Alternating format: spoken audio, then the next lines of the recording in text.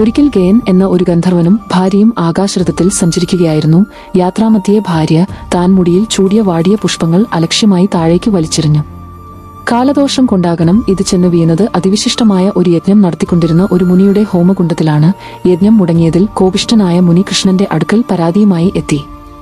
യജ്ഞം മുടക്കിയതിനു ശിക്ഷയായി അസ്തമയത്തിനു മുമ്പേ ഗന്ധർവന്റെ തലയേർക്കാമെന്നു കൃഷ്ണൻ മുനിക്ക് വാക്കുകൊടുത്തു.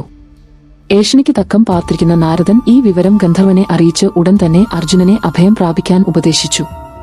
അർജുനന്റെ അടുക്കലേക്ക് ഓടിയെത്തിയ ഗന്ധർവൻ കൃഷ്ണന്റെ ശബ്ദത്തെ പറ്റി ഒന്നും പറയാതെ ഒരാൾ തന്നെ വധിക്കാൻ വരുന്നു എന്ന് മാത്രം പറഞ്ഞ് രക്ഷിക്കാൻ അപേക്ഷിച്ചു.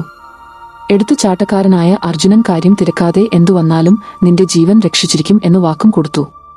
പിന്നീട് സത്യം അറിഞ്ഞതും ഇനി എന്തു ചെയ്യണമെന്നറിയാതെ അർജുനൻ യുധിഷ്ഠിരന്റെ ഉപദേശം തേടി. കൃഷ്ണൻ ഉറ്റമിത്രമാണെങ്കിലും കൊടുത്ത വാക്ക് മാറ്റുന്നത് ക്ഷത്രിയ ധർമ്മമല്ല എന്നായിരുന്നു യുധിഷ്ഠിരന്റെ അഭിപ്രായം. അർജുനന്റെ ധർമ്മസങ്കടം കണ്ട് ഭാര്യ സുഭദ്ര കൃഷ്ണന്റെ അടുക്കലേക്കോടി. ജ്യേഷ്ഠാ, അർജുനൻ ഒരു തെറ്റുപറ്റി.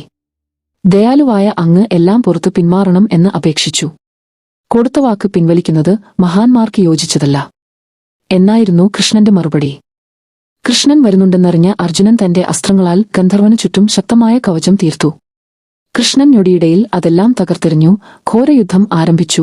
സാധാരണ ആയുധങ്ങൾ ഫലിക്കാതായപ്പോൾ രണ്ടുപേരും ദിവ്യാസ്ത്രങ്ങൾ പ്രയോഗിക്കാൻ തുടങ്ങി.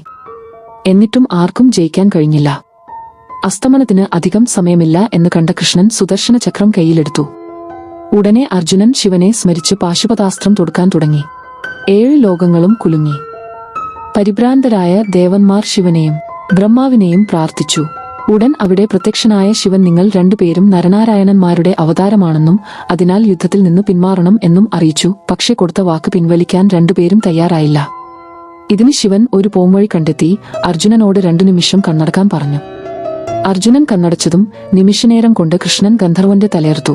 അടുത്ത നിമിഷം ബ്രഹ്മാവ് ഗന്ധർവന്റെ ഉടലും തലയും ചേർത്തുവെച്ച് അവന് ജീവൻ കൊടുത്തു.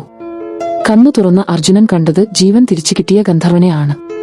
കൊടുത്ത വാക്ക് തെറ്റിക്കാതെ തന്നെ പ്രശ്നം പരിഹരിക്കപ്പെട്ടതിൽ എല്ലാവരും സന്തുഷ്ടരായി. അർജുനൻ കൃഷ്ണന്റെ കാൽക്കൽ വീണ് മാപ്പ് പറഞ്ഞു. അർജുനന്റെ ധർമ്മബോധത്തെയും ശരണം പ്രാപിച്ചവരെ സംരക്ഷിക്കാനുള്ള മനസ്ഥിതിയെയും കൃഷ്ണനും പ്രശംസിച്ചു.